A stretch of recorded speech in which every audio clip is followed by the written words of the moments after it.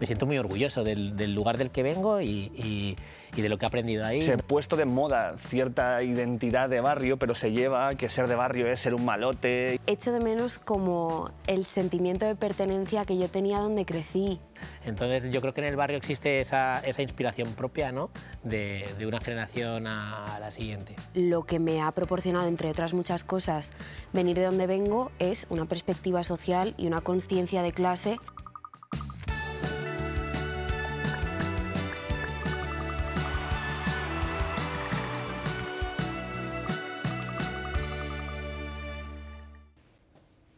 Oye, ¿alguien ha visto a Andrea?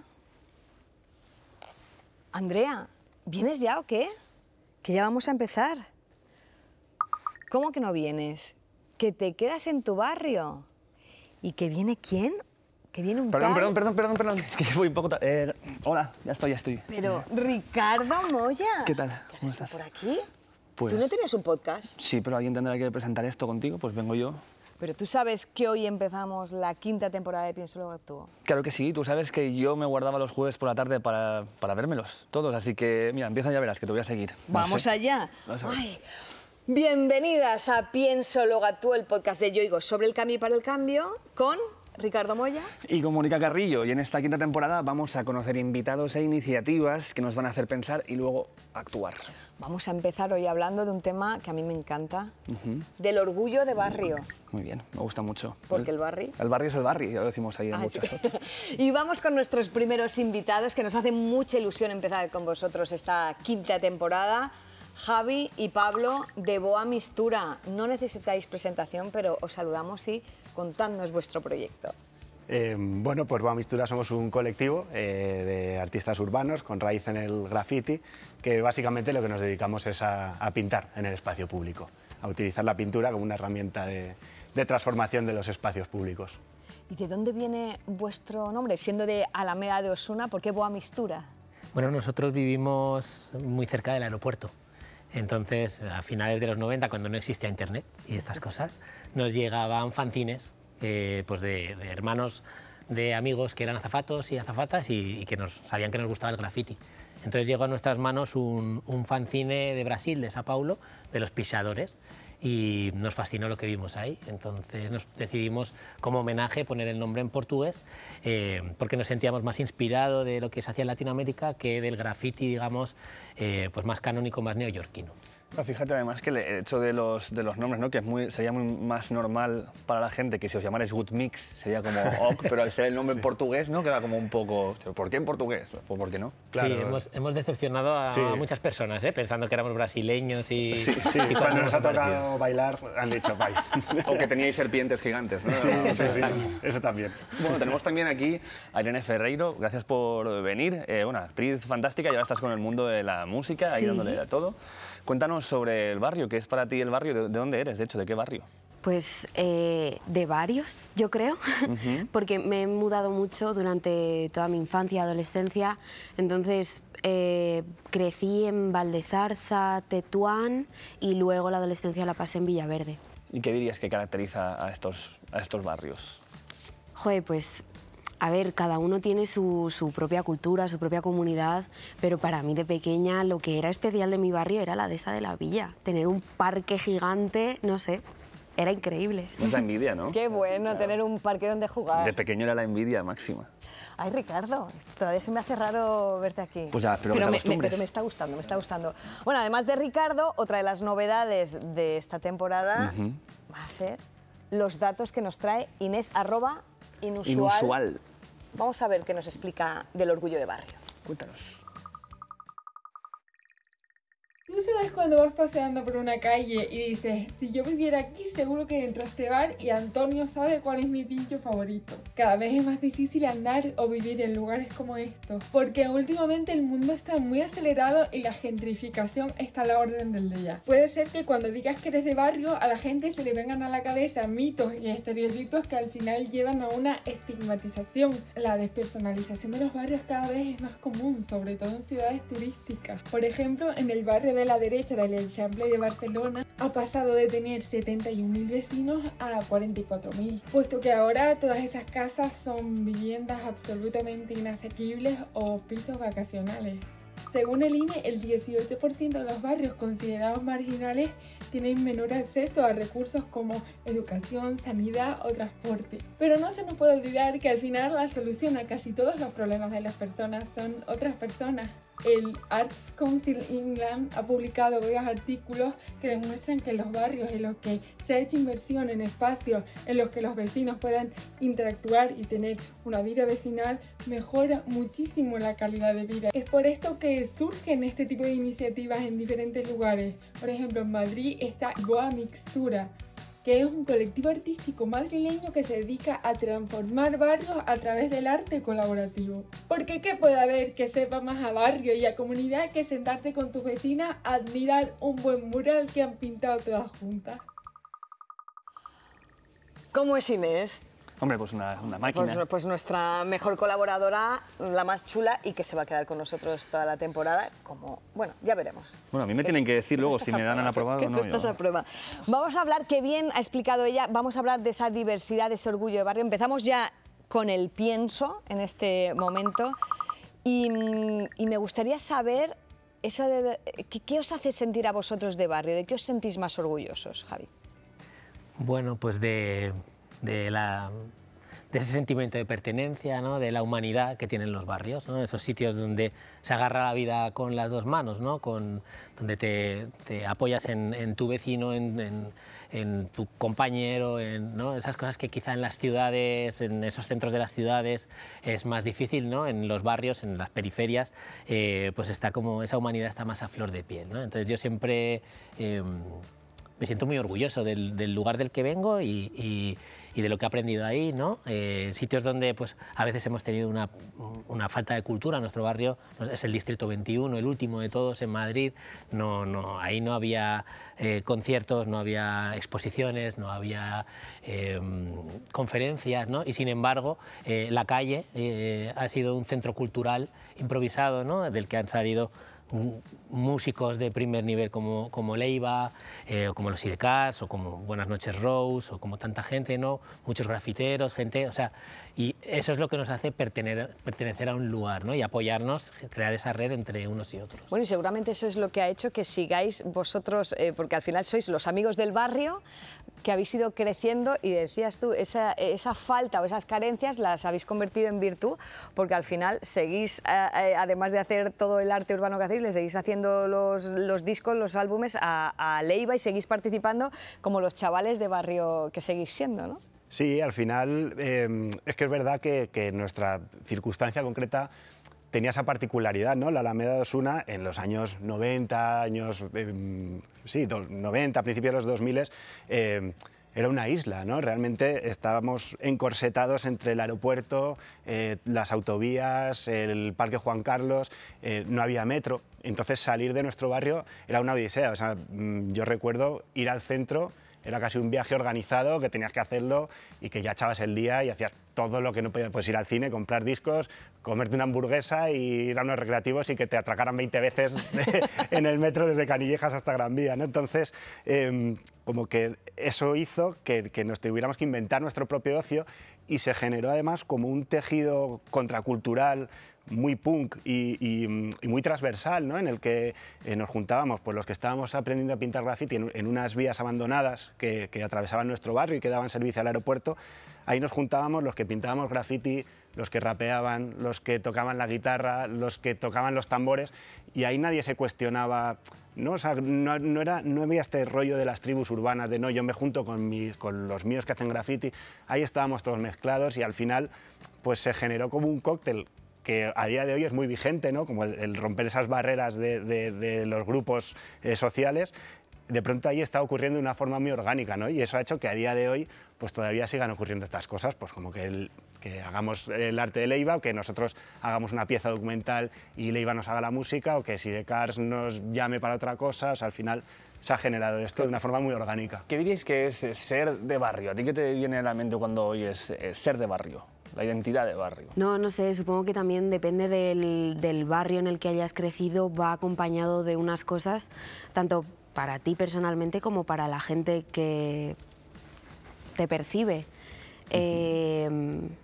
Seguramente lo vinculamos mucho con la infancia o con algunos recuerdos. Nos hablabas antes de simplemente el hecho de tener un parque cerca, que sí que al final, o que te conozcan los vecinos, Sí, sí. que a lo mejor cuando estás en una gran ciudad es más difícil, pero siempre hay como un reducto sí que en mi barrio, por lo menos donde voy a comprar. No sé si tú tienes algún recuerdo que marque un poco tu infancia en ese sentido. Sí, yo, bueno, aparte de todas las tardes al parque y los fines de semana también, yo en mi calle nos conocíamos todos y yo guardo recuerdos súper entrañables con mi vecino, que era un anciano que se llamaba Benito, que tenía una terraza llena de rosales y yo me pasaba las tardes con él cuando mis padres, pues por lo que sea, tenían que trabajar hasta tarde y tal, y él me enseñaba a podar las rosas, a quitarle las espinas, me regalaba alguna. No sé, yo conocía a todo el mundo de mi calle. A mí no me pasa donde vivo ahora. Es que esto hay una cosa que lo hablaba hace poco con De La Osa, con el rapero, que siendo que el rap y la música urbana tienen ahora una dominancia muy grande dentro de la industria musical, que se ha puesto de moda cierta identidad de barrio, pero se lleva a que ser de barrio es ser un malote y drogarte y cosas, cuando él decía, no, tío, ser de barrio es esto, es preocuparte por la gente que tiene cerca, por la comunidad, intentar construir o algo. Pero es curioso que se haya ido en esa dirección, ¿no? ¿Qué pensáis vosotros de esta definición? Sí, no, es una red de confianza ser de barrio, ¿no? Y bueno, nosotros pintábamos graffiti, que es algo ilegal, y al principio pues lo hacíamos pues con nocturnidad y alevosía, ¿no? Y también pues correr delante de los policías es algo que nos ha unido mucho, pero luego poco a poco que empezamos a dedicarle más tiempo y a hacer murales más elaborados, ya lo hacíamos a plena luz del día, y incluso los policías sabían que son estos chavales, ¿no? Vale, pues nada, seguir, ¿no? O sea, al final ahí hay como esa red casi que hasta pues cometiendo algo que no se podía hacer, ¿no? Que era pintar, pues te dejaban, y todos los vecinos te protegen, ¿no? De bajo el alguna amparo manera. del vecino y de la vecina, ¿no? Que es algo que es verdad que en la gran ciudad se pierde, ¿no? Esa red de confianza sientes como que se desvanece, que pasas a ser alguien más, no alguien con una historia detrás que conoces y que es parte de una red. Al final vosotros habéis hecho murales y habéis trabajado en todo el mundo. No sé si podéis identificar algo que nos una a todos, que ese sentimiento de barrio lo podéis encontrar en México, en Panamá, en Filipinas y en España, por ejemplo. O sea, tiene mucho que ver con ese factor humano, ¿no? y con el apoyo. O sea, es verdad que lo que hace barrio realmente para mí es eso que comentaba Javi, ¿no? el sentirte que tienes una red que te ampara detrás y que si a ti te falta algo, nunca vas a tener ausencia, porque va a haber alguien que te lo dé, ¿no? O que si a alguien le falta algo, tú se lo vas a intentar dar, en el formato que sea, ¿no? O sea, cada uno pone sobre la mesa en el barrio lo que tiene y con eso pues al final se genera una comunidad. Es curioso porque si el concepto de Ikigai japonés, donde el sentido de la vida lo encuentran también muchas veces se traduce eso en poblaciones muy longevas.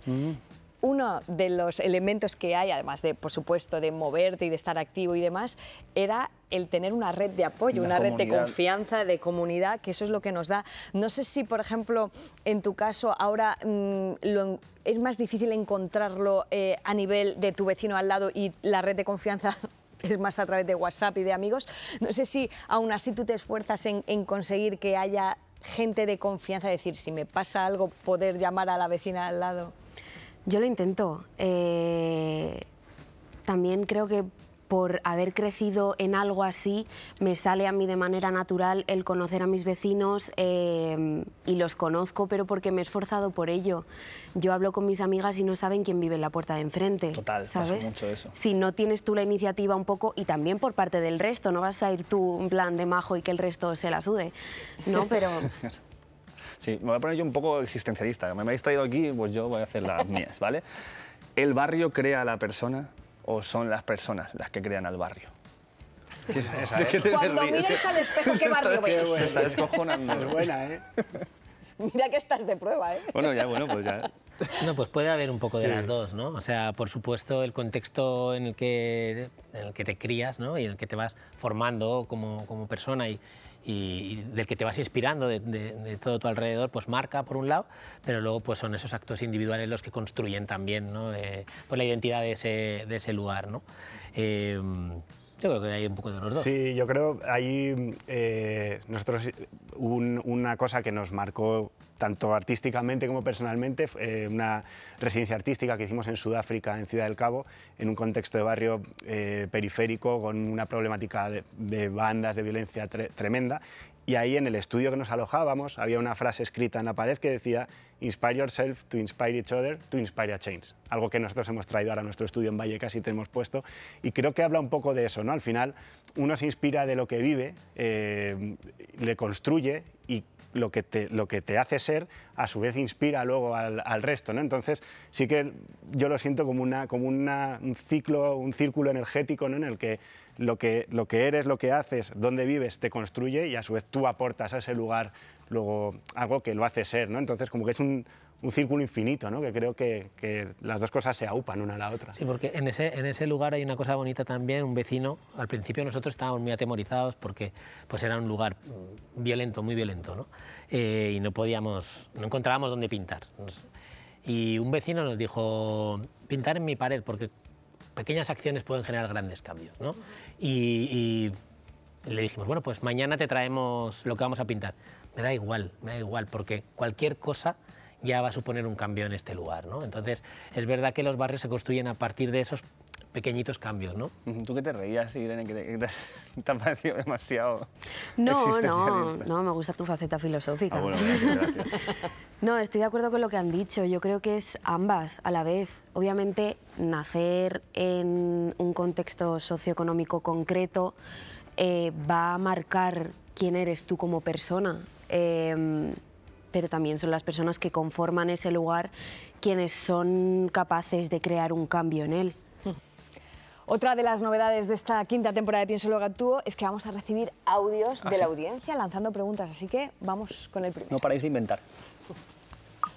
¿Cómo ha sido para vosotros crecer en vuestro barrio y qué os llevaríais del barrio al sitio donde vivís ahora? Wow. ¿Quién quiere contestar primero?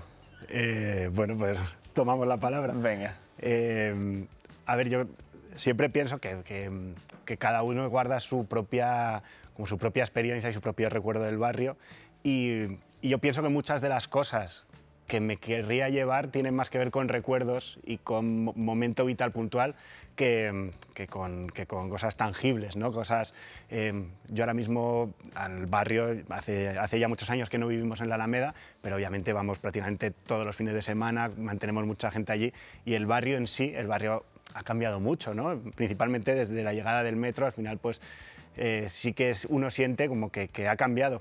Entonces yo creo que lo que me llevaría tiene más que ver con un momento vital en el que pues, no sentía que el barrio era su lugar seguro, protección donde estaba toda tu red segura, ¿no? Entonces, como que me llevaría casi más ese sentimiento, ¿no? de seguridad, de protección que te daba el barrio que otro tipo de cosas. ¿Tú te llevarías a Benito? Está muerto, chicos. Bueno, es más fácil, ¿no? Porque, Bueno... no. Tú repito si quieres. Sí. Te digo, ¿tú qué te llevarías, Irene? Yo, también un poco relacionado con eso, creo que echo de menos como el sentimiento de pertenencia que yo tenía donde crecí, que igual ahora en el barrio que estoy, porque sigo viviendo en un barrio, aunque no sea como el mío, intento formar parte de la comunidad, pero yo no paseo por mi barrio de ahora y pienso, a estas personas las conozco de siempre, en ese banco me di mi primer beso, en esas pistas me hice un esguince. No he hecho tanta vida como para sentir que pertenezco ahí, y eso lo echo un poco de menos. También es un poco de nostalgia, yo creo, lo que Sí, tenemos, hombre, que puede claro, ser. lo relacionamos, como tú decías, con la experiencia. Nos gustaría también hablar del arte, de la cultura de barrio como arte. No sé si vosotros teníais algún referente, o si incluso si creéis que se representa bastante la cultura de barrio, que es un poco vosotros lo que realizáis, en el arte. Nosotros no teníamos muchos referentes porque no podíamos salir prácticamente de allí, ¿no? Más que las generaciones anteriores a la nuestra. En nuestro caso, pues, nosotros estamos en el corredor del Henares, en la Nacional 2, y el hip hop, cuando entró en Madrid, uno de los puntos calientes por los que entró fue por la base aérea de Torrejón de Ardoz. Entonces, las cintas, los casetes que nos llegaban, bueno, a los mayores que nosotros, pues nos llegaban rápido, casi instantáneamente, ¿no? Entonces, a partir de ahí es verdad que hubo una cultura del hip hop, del graffiti, en generaciones anteriores a la nuestra, que desde luego nos inspiró. O sea, el primer mural, el primer graffiti, las primeras rimas las vimos a gente coetánea casi a nosotros y lo quisimos copiar de alguna manera, ¿no? Entonces yo creo que en el barrio existe esa inspiración propia, ¿no? de una generación a la siguiente. Sí, eso es algo que también en la época prehistórica, pre-internet, ocurría, ¿no? Y tú eras capaz de identificar, por ejemplo, grafitis de qué barrio eran. O sea, tenían los propios barrios, tenían su propia identidad, porque nuestros referentes acababan donde acababa nuestro barrio o los barrios de los ¿Y de al encontrabais lado. códigos diferentes? Sí. Y había códigos, claro, porque sí. a día de hoy tú a tiempo real estás viendo lo que está pasando en un barrio de Vancouver o de cualquier sitio, ¿no? Y rápidamente adquieres códigos de todos lados. En aquel momento tus referentes eran tus generaciones anteriores y claro, pues nosotros nos hemos crecido copiando el graffiti que hacían los OZM, por ejemplo, que era la banda de grafiteros que eran nuestros ídolos, Claro. porque eran los que en nuestro barrio eran, wow, los OZM, ¿no? Y luego ya eso se fue abriendo un poco más a medida que iba saliendo del barrio, pero eso creaba códigos locales, ¿no? Y eso era algo que vamos, a mí me resultaba muy interesante. Claro, a mí me da curiosidad saber si el hecho de haber crecido en barrios y en esta comunidad, si esto cuánto puede aportarte, más que a lo personal, a lo profesional. Por ejemplo, a nivel de actuar, o sea, dentro de la actuación, ¿crees que te ha podido aportar algo el vivir dentro de un entorno así de cercano y de...? Creo que en todo lo que tiene que ver con el arte tiene que haber algo de política, y a mí lo que me ha proporcionado, entre otras muchas cosas, venir de donde vengo es una perspectiva social y una conciencia de clase que obviamente, aunque yo no haga, aunque no cree arte de manera explícitamente política, todo lo que yo haga va a tener impregnado mis creencias y mi identidad, entonces está ahí siempre. Esto iría un poquito unido a utilizar el arte también como herramienta de cambio. Lo habíais dicho vosotros, aquello que os inspiró en Sudáfrica. Claro, vosotros os habéis inspirado, pero también queréis ser fuente de inspiración para otros, para los que vengan después y también para el pueblo, digamos, ¿no? Y de hecho los involucráis en vuestro propio trabajo, que eso es muy importante. Cuando hacéis trabajos muy localizados, son los locales los que... ¿Cómo hacéis para que se involucren? Bueno, pues al final nosotros nos hemos dado cuenta que involucrando a las personas que viven, ¿no?, en la transformación de su propio entorno, también modifican un poco las relaciones personales que tienen con ese medio, ¿no?, con ese lugar. Entonces, en estos lugares que quizá pues, tengan un estigma más marcado, ¿no?, pues transformarlo, ¿no?, a través de, o demostrarles que lo pueden transformar y que pueden transformar su comunidad. Si lo hemos hecho a través de una capa finísima de pintura, ¿no?, lo pueden hacer en otras facetas también, pues es algo que nos ha llevado a desarrollar un proceso colaborativo en la elaboración de nuestros murales. También como nosotros pues, tenemos la fortuna de viajar por muchos lugares y aterrizar en contextos nuevos, ¿no?, en los que nos involucramos activamente, nos vamos a vivir a ese barrio, pues si es una favela en San Paulo, pues nos vamos a vivir ahí, o en la periferia de México, allá donde vayamos siempre nos convertimos en vecinos locales y durante un tiempo vamos conceptualizando ese proyecto, luego los involucramos porque al final no solo dejamos una obra, sino esa especie de semilla, ¿no?, y ese recuerdo de esa experiencia colectiva en la que hemos transformado juntos un lugar. ¿Y cómo veis dentro de esa transformación, ¿no? Yendo de nuevo para casa, cómo habéis visto la transformación de vuestro barrio desde que empezasteis vosotros con estas iniciativas a día de hoy? ¿Qué os encontráis cuando volvéis para allá? Bueno, yo creo insisto, porque es verdad que la apertura con el metro ha generado pues un poco lo que sentimos que ha podido generar Internet en otros niveles, ¿no? También supongo que cuando no vives tu barrio en el día a día de forma continua, eres más sensible a los cambios. Seguramente cuando nosotros vivíamos en el barrio y estábamos todo el día y no salíamos del barrio porque era un viaje salir a Madrid, ocurrían también estas... O sea, el barrio iba mutando, pero igual no lo percibías tanto como ahora pues que vas de forma puntual, ¿no? Pero bueno, sí supongo y quiero pensar que sigue existiendo ese tejido creativo, ¿no? que se forjó en las generaciones de los años 90 por esa circunstancia de aislamiento. Sí me gusta pensar que eso continúa, ¿no? Cuando habéis hecho esos trabajos, por ejemplo, hablas de Sao Paulo o en algunos de estos lugares, luego ¿seguís en contacto con ellos? ¿Veis cómo ha cambiado ese barrio? ¿Veis si hay chavales, los jóvenes que sí que habéis conseguido esa semilla que vaya germinando y sí que pues, de repente pintan o tienen iniciativas o se han asociado? ¿Veis luego la evolución? Bueno, pues en algunos casos sí. Nosotros hacemos un seguimiento humano de las personas, ¿no? Porque al final, claro, nos trasladamos a estos lugares, vivimos durante un montón de semanas, meses inclusive, y establecemos vínculos personales humanos fuertes, ¿no? con nuestros vecinos, ¿no? Nuestros nuevos vecinos. Entonces luego cuando nosotros nos marchamos, la pieza en sí que está abocada a la desaparición, porque el arte urbano es algo efímero, ¿no? Y a nosotros nos encanta que vaya a desaparecer porque nos quita presión, ¿no? Digamos, nosotros al final imponemos unos colores, una pieza que tiene que desaparecer porque pues igual nos hemos confundido, ¿no? Entonces esto nos quita un montón de presión. Entonces lo que más prevalece para nosotros es la relación humana, el vínculo. Y a través de, pues, es verdad, las redes sociales hoy en día, pues vas haciendo ese seguimiento. Y poco a poco, pues, bueno, han aparecido algunos casos maravillosos, aislados también, o sea, quiero decir, no es el global de la población, pero bueno, pues de pronto Yamilet, que es una gran amiga nuestra, indígena mapuche, que vive en Antofagasta, pues después de haber hecho varios proyectos con nosotros de asistente, pues ahora se dedica a pintar murales.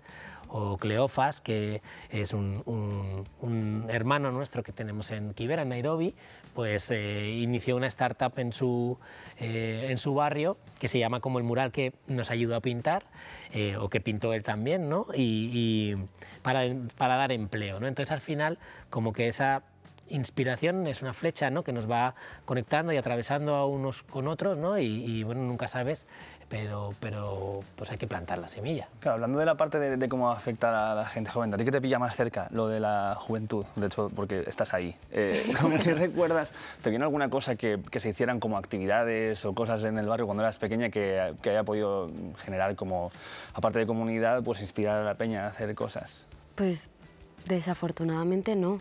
A mí me faltó muchísimo.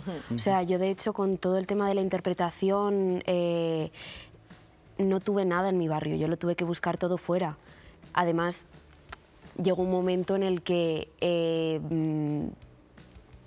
tuve que salir de mi barrio porque no podía expandirme profesionalmente, no podía estudiar lo que yo quería y tampoco podía, no era el espacio más acogedor tampoco para salir del armario. Entonces, en muchos aspectos se me quedó pequeño en ese sentido. Te sentiste más encorsetada, sí, a nivel, claro, vital y cultural. Claro, es que hay veces que el cambio a lo mejor sí que se puede hacer desde el mismo barrio como vosotros también. Vosotros erais varios. Es cierto que si te sientes más sola en lo personal y también incluso en la propia vocación, es difícil encontrar salida y el barrio en ese caso puede ser un poco castrante y necesitas buscar a gente con tus, pues eso, con tus aficiones y demás. Lo que también es curioso es cómo cambian los barrios, es decir, estamos hablando de un barrio y a lo mejor el barrio en el que vivimos la infancia no tiene nada que ver porque obviamente crecen las ciudades, crecen los barrios y también se masifican. Entonces, esto, no sé si esta cuestión del turismo excesivo, no sé si lo veis como que se pierde un poco la esencia de los comercios locales, de lo la que gentrificación. La gentrificación, vamos a hablar de la gentrificación. Yo la vivo diaria yo vivo en Tirso de Molina y pues la vivo... Poco transitado, sí. Y la vivo a diario, ¿no? Y fijaos que Lavapiés diríamos que es un barrio que maneja una identidad, ¿no? Pero pues cada día se va perdiendo, honestamente. En nuestro barrio propio, ¿no? Yo creo que no hay ni un solo Airbnb, ¿no? Porque y si lo hay, tiene más que ver con personal de vuelo que vive cerca, pero es verdad que yo creo que en la Alameda no ha afectado tanto. Pero la tendencia es a aplanarlo todo, ¿no? Como perder esas identidades locales que hacen un sitio distinto de otro, pues para al final homogeneizarlo todo. Parece que está todo cortado por el mismo patrón. Claro, la globalización al final ayuda mucho al consumo, a que los mismos productos gusten a todos, ¿no? Y entonces, claro, el producto local, digamos que pierde esencia. No sé si vosotros hacéis algo por... Hombre, en tu caso, además de la interpretación con la música, no sé si a través de las letras, la música que haces, lo que decías de reivindicativa, tú sí que intentas transmitir ciertas raíces y la diferenciación con respecto a todo lo demás que parece que puede ser igual.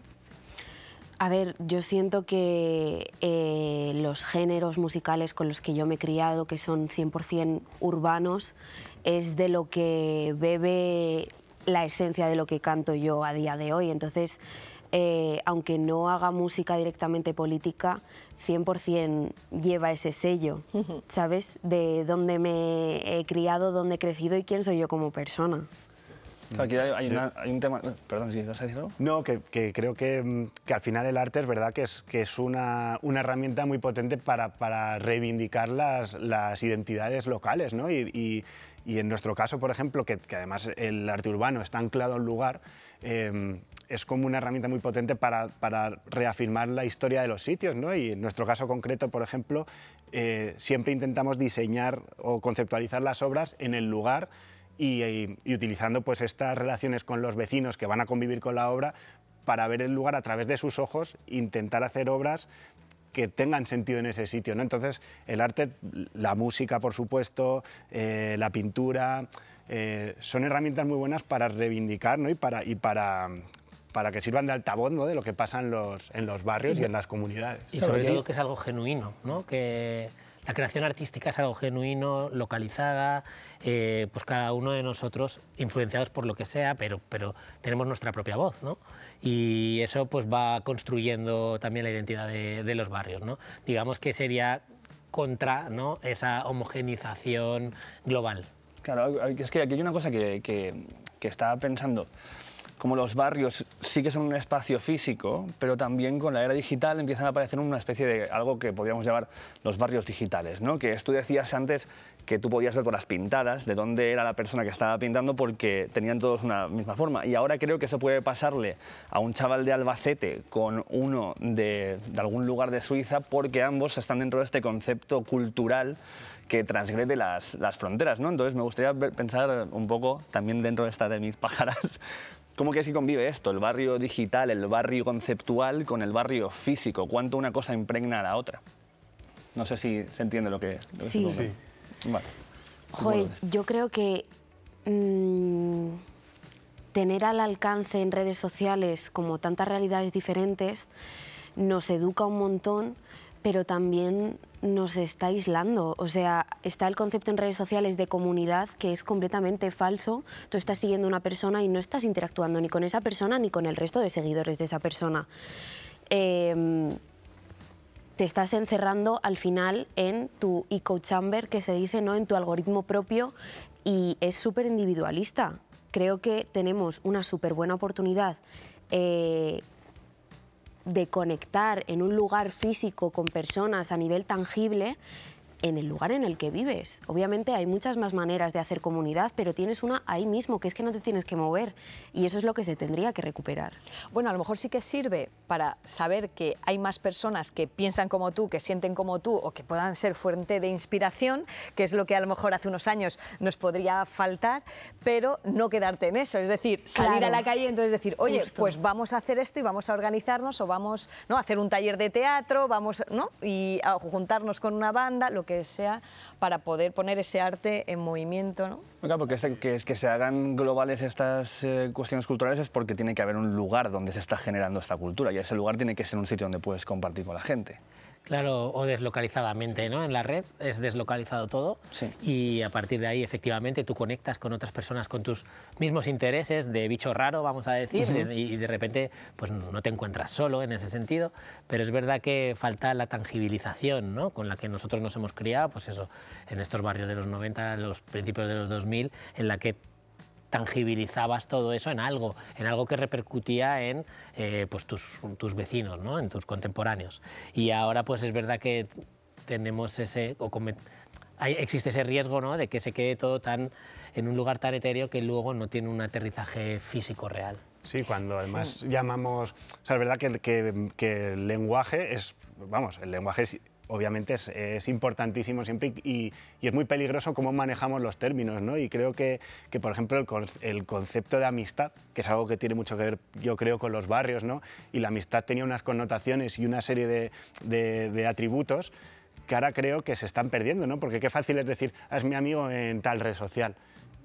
Pero ¿por qué es tu amigo? Claro, porque yo un amigo considero a alguien que está a un toque de oye, necesito charlar, o que simplemente te encuentras por una afición común y la pones en práctica.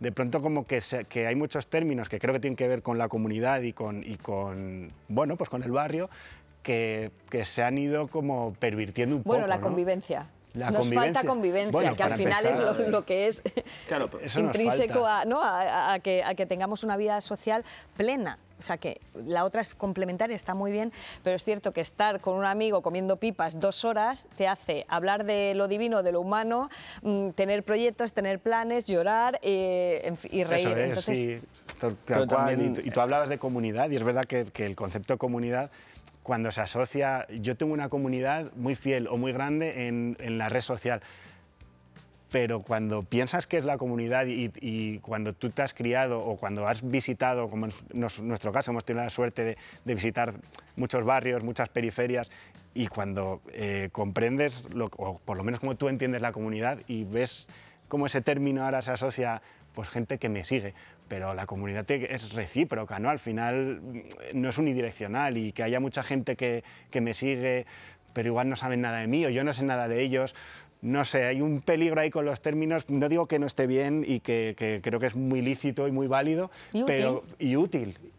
Pero no sé, como que habría que ajustar. Sí. También supongo que estamos en ese proceso, no es algo nuevo y todo al final se asentará en un sitio, ¿no? Pero creo que sería bueno, ¿no?, como identificarlo como cosas distintas, no intentar generar iguales entre el mundo tangible y el digital, porque claro, es que también hay un tema ahí, que es la diversidad. Tú cuando estás en un barrio tienes que convivir con gente que no piensa como tú, que no le gusta lo que te gusta a ti, y eso es algo totalmente positivo para darnos cuenta de que el otro es necesario, aunque no sea como tú, ¿no? O sea, tú lo ves de esta manera. Sí, sí, totalmente. O sea, tú cuando te relacionas en redes sociales o en una comunidad online, estás eligiendo a todas las personas con las que interactúas. Tú en el barrio no. O sea, te toca lo que te toca y tienes que vivir esas realidades, entenderlas, te hace más tolerante y hace que entiendas otras vidas que no son la tuya.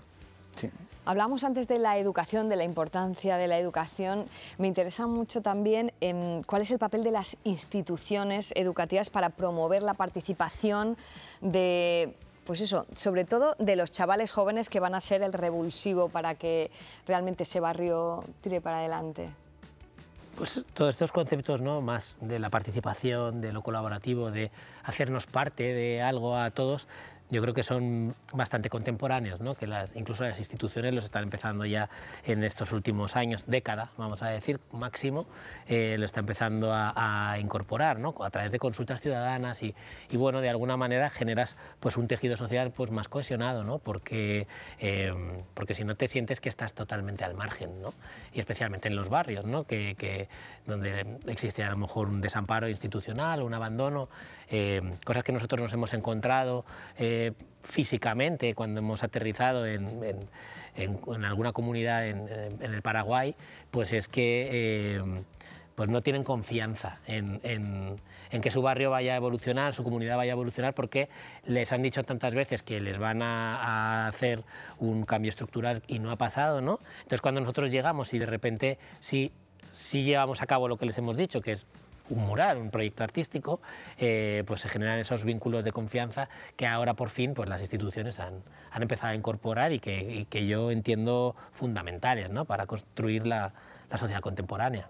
Claro, yo es que, por ejemplo, flipo con el tema del graffiti, es algo que de convertirse en algo, como decíais antes, ilegal, que está perseguido y tal, ahora es incluso identificativo. O sea, hay lugares, yo soy de Valencia, y en Valencia tenemos muchos lugares por el centro que la gente los identifica ya por el mural que hay, por el que se montó, ¿no? Y que es algo ya parte de la cultura de esa ciudad. Bueno, ha evolucionado, ¿no? Del vandalismo un poco Claro. hay una parte más que evolucionar, o como porque que siguen conviviendo las se ha dos. ramificado. Exacto, que hay una parte artística que verdaderamente se valora y todo el mundo lo valora, lo que es artístico y lo que es una pintada que ensucia una pared, claro. Es una convivencia, efectivamente, porque realmente no deja de ser un grito el graffiti, tanto el graffiti con un corte más vandálico como quizás lo que hoy en día se llama arte urbano, al final no deja de ser un grito, una necesidad de expresarse en el espacio público, y de hecho las ciudades, como nosotros las entendemos, como organismos vivos en los que si no hay expresión en la calle, es una ciudad que no tiene nada que decir, por lo tanto es una ciudad que está muerta, ¿no? Entonces, en esa convivencia, y nosotros obviamente venimos de un graffiti más vandálico, más reivindicativo del ego de uno mismo, ¿no? De esa sociedad que te aplasta, ¿no? Y dices, oye, que yo estoy aquí también y existo, y sentirse respetado, sentirse parte de un colectivo. A día de hoy, creo que pues las instituciones, las municipalidades han empezado a entender que también es un patrimonio que tienen las ciudades, ¿no? Y hablaba Javi del caso del Pixasao. El Pixasao es una caligrafía que viene en las periferias de las favelas de Sao Paulo, pero que ha dotado de una identidad a la ciudad. Y creo que eso es algo que en algunos lugares se empieza a entender, ¿no? Que también genera identidad, también genera patrimonio, y se está empezando a favorecer y a proteger. Pero bueno, todavía yo creo que queda... Claro, ¿tú cómo ves dentro de por ejemplo, dentro de la cultura pop, de lo que se muestra a la peña joven, o sea, hay muestra de esto, de la necesidad del barrio? ¿Hay formas en las que crees que se puede motivar a la gente para que se dé cuenta de esta realidad y no vivamos tan aislados? Creo que en la escena artística, por lo menos en cine, en música, que es lo que yo más controlo, creo que hubo un boom muy grande de la cultura de barrio con el tema del trap, tal, en pues 2016-17. Lo que pasa es que se ha quedado como en una representación un poco más vandálica, más de maleantes, ¿no? Como más de gang, y menos todo lo que estamos hablando de comunidad, de familiaridad, de que en el barrio se crea una red de apoyo, y creo que ese es el tipo de representación que falta en la cultura del tema del barrio, porque de la otra manera ya está muy representado. A veces para llegar a lugares comunes, ¿no?, dentro del arte se acaba cayendo en clichés que no apoyan, sino que refuerzan a lo mejor ciertos estereotipos, ¿no? Y sobre todo que no es novedoso, claro, que eso ya existía, y a lo mejor lo novedoso es decir, pues el sentimiento de orgullo de barrio, pero no relacionado a lo mejor con eso, con esto más malote. Justo. Claro. Sí, yo es verdad que, por ejemplo, en la música sí, he percibido que igual es una visión distorsionada mía, pero sí que he visto que después de toda esa unificación musical y de temáticas que ha habido en los últimos años, favorecido seguramente por las redes, de pronto se está volviendo un poco a los localismos, ¿no? Y empiezas a escuchar pues de la OSA, sin ir más lejos, empieza a haber unas letras como mucho más hacia adentro, más reivindicando su barrio del Palo, Rels B, un tipo que está a un nivel internacional, proyección, de pronto hace una canción reivindicando Mallorca, incluso Bad Bunny haciendo un disco reivindicando Puerto Rico. Justo el último disco de... Creo que como que ha habido eso, como... es la raíz, ¿no? Creo que se ha hecho, o percibo como que se ha hecho tope en la homogeneización de temáticas y de todo, que muchos artistas están volviendo a reivindicar lo suyo, ¿no? Que quizás es como decir, esto es lo que es genuino y lo que yo me siento Y mío. también es un poco que se pierde un poco la vergüenza, porque es verdad que el estigma de ser de barrio, no sé si os ha pasado alguna vez a vosotros, de que ser de barrio parece que tiene algo, una connotación negativa, entonces era como, voy a ser moderno de otra manera y no voy a decir que soy de barrio porque a lo mejor tiene una lectura peyorativa. Sí, bueno, a nivel musical de lo que estábamos también hablando, yo creo que en esa homogeneización hace tope, ¿no? Y empiezas a buscar en nuevos sonidos, ¿no? Nuevos sonidos que te diferencien de esos sonidos tan homogéneos, ¿no? Y luego pues el estigma es algo contra lo que en el barrio diariamente se lucha, ¿no? Porque pues hay gente que le da vergüenza decir del lugar en el que vive porque a lo mejor no encuentra un puesto de trabajo, ¿no? Por ejemplo, aquí en Madrid tenemos la Cañada Real, que es un barrio de 16 kilómetros, un barrio lineal, una ciudad lineal de 16 kilómetros y miles de habitantes que viven en una cierta informalidad y de pronto los vecinos, nosotros vamos mucho a pintar ahí y los vecinos nos dicen, es que cuando voy a solicitar un trabajo no puedo decir que soy de la Cañada Real porque en esos 16 kilómetros hay 500, 600 metros que son declarados pues el kilómetro de la droga en Madrid, ¿no? Y la gente no me daría trabajo si yo digo que dónde vivo, ¿no? Entonces miento en mi dirección o miento de dónde soy, ¿no? Y es una lástima que por 500 metros en 16 kilómetros lineales, ¿no? O por una minoría como tan pequeña, pues tantas miles de personas se sientan estigmatizadas. Sí, y minusvaloradas, ¿no? Siendo que son personas estupendas, trabajadores excelentes. Pues aquí también entra el tema de la guetificación, ¿no? Que es de que un terreno concreto de una ciudad se convierte, por ejemplo, yo soy de Burjasot, en Valencia, y a mí me pasaba que si iba de noche, salía, yo qué sé, con 15, 16 años, iba al centro de Valencia y volvía y paraba un taxi y me decían, ¿para dónde? Decía, para Burjasot, y se iba al taxi, ¿no? Porque durante las Olimpiadas de Barcelona lo que hicieron fue, como llegaban las Olimpiadas, se quisieron quitar de encima a la comunidad gitana y entonces construyeron un barrio fuera de mi ciudad, así corre prisa de pisos de protección oficial para que fuera ahí la comunidad gitana a vivir y ya está. No es que te voy a dar un barrio, un sustento, unas posibilidades de trabajo, no, yo te meto ahí y entonces buscaos la vida. Entonces se crea el concepto de gueto, que es gente que se siente aislada, pero también porque todo lo que le rodea no le está poniendo la vida fácil, ¿sabes? Sí, ahí también es verdad que hay gente, o que creo que hay instituciones quizá que el concepto barrio no las ha comprendido, ¿no? Y muchas veces pues, en contextos como puede ser La Cañada, que dicen, sí, es que me han ofrecido una casa, pero es que no es solo la casa, es que yo tengo un tejido, es que viven mis primos, mi familia vive aquí cerca, la escuela de mis hijos o de mis hijas está aquí, mi trabajo, soy feriante y necesito un espacio... ¿no? Que al final no es solo que te den una casa. Bueno, lo refleja muy bien la película El 47, claro, que era un poco de autobús, cómo ¿no? necesitas el transporte. Claro.